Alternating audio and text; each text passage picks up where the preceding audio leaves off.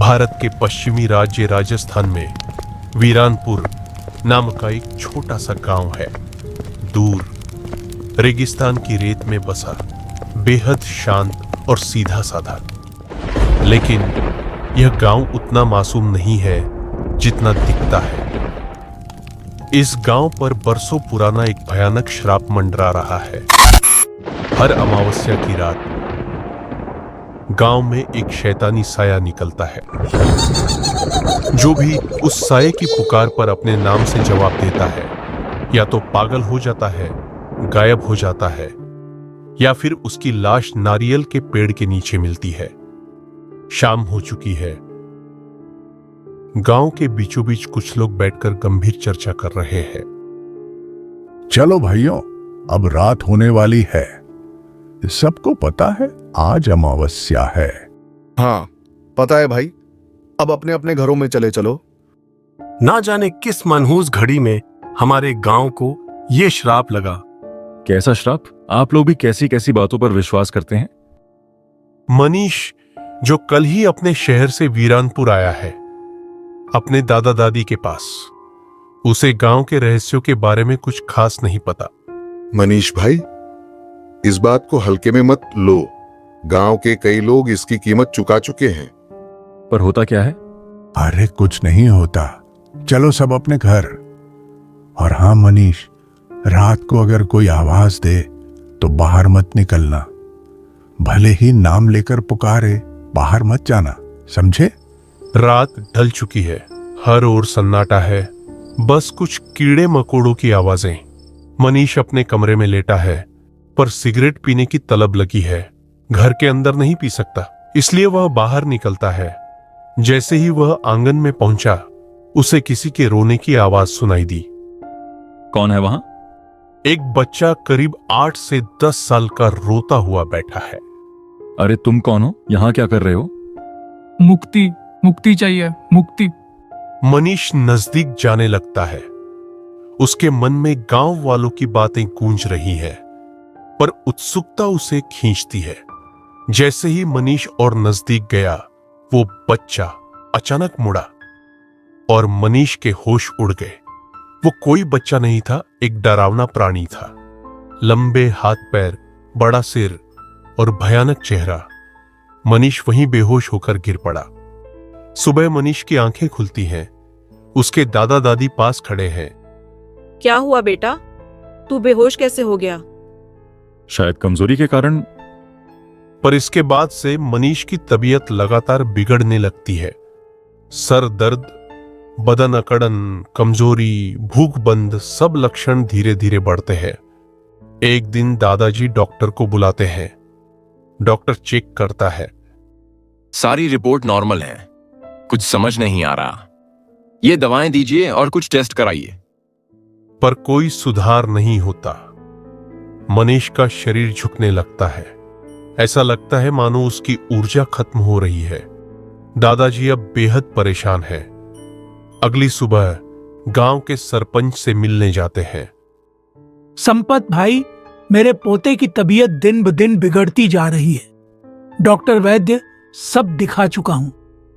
मुझे याद है, कुछ साल पहले मेरे बेटे को भी ऐसी हालत हुई थी। मैं एक तांत्रिक के पास गया था। गांव के दक्षिणी कोने में उसका ठिकाना है। क्या वाकई उसने मदद की थी? हाँ, लेकिन उसके बाद मैंने कभी मुड़ के नहीं देखा वहां। अगर चाहो आज रात चल सकते हैं। रात के तकरीबन 9 बजे का समय था। गांव में सन्नाटा छा चुका था। दादाजी और सरपंच संपत धीमे कदमों से गांव के दक्षिणी सिरे की ओर बढ़ रहे थे, जहां वो पुराना तांत्रिक रहता था। क्या वो तांत्रिक अब भी जिंदा है? हाँ, लेकिन अब कोई उससे मिलने नहीं जाता। कहते हैं कि उसने अंधेरे की शक्तियों से कुछ ऐसा समझौता किया है जो इंसान को इंसान नहीं रहने देता। अंधेरे में एक छोटी सी झोपड़ी के पास पहुंचते ही झोपड़ी के अंदर से हल्की नीली रोशनी बाहर झलक रही थी। वो अंदर है। दादाजी हिम्मत करके आगे बढ़ते हैं। दरवाजा खुद ब खुद खुल जाता है। मुझे आने का कारण पता है। उसके शरीर में अब वो समा चुका है। आप कैसे जानते हैं? रात को जब वो साया उसे मिला, तभी उसका आत्मिक द्वार खुल गया। तांत्रिक कुछ मंत्र बुदबुदाता है। एक धुआं निकालता है जो नीला और काला दोनों है। उस धुएं में मनीष का चेहरा दिखाई देता है, लेकिन आंखें काली हैं। वो अब आधा इंसान आधा परछाई बन चुका है। अगर अगली अमावस्या तक उसे शुद्ध नहीं किया गया तो वो हमेशा के लिए उस साये का हिस्सा बन जाएगा। क्या हम कुछ कर सकते हैं? एक उपाय है। शमशान कुएं में जो पानी है वो लाओ और उस पानी से उसका शरीर धो। लेकिन उस कुएं की रखवाली दूसरी दुनिया के प्राणी करते हैं।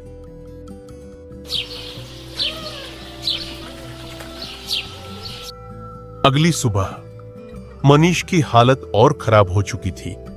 उसकी आंखें अब काली रहने लगी थीं और वह दिन में भी अजीब अजीब बातें करने लगा था। वो आ रहा है मुझे ले जाने, कहता है मेरा नाम उसके पास लिखा है। हे भगवान, मेरे बच्चे को क्या हो गया है? अब दादाजी और संपत दोनों तांत्रिक के बताए रास्ते पर निकलते हैं। शमशान घाट के पास स्थित पुराना कुआं, जिसे लोग मरघट कुआं कहते हैं।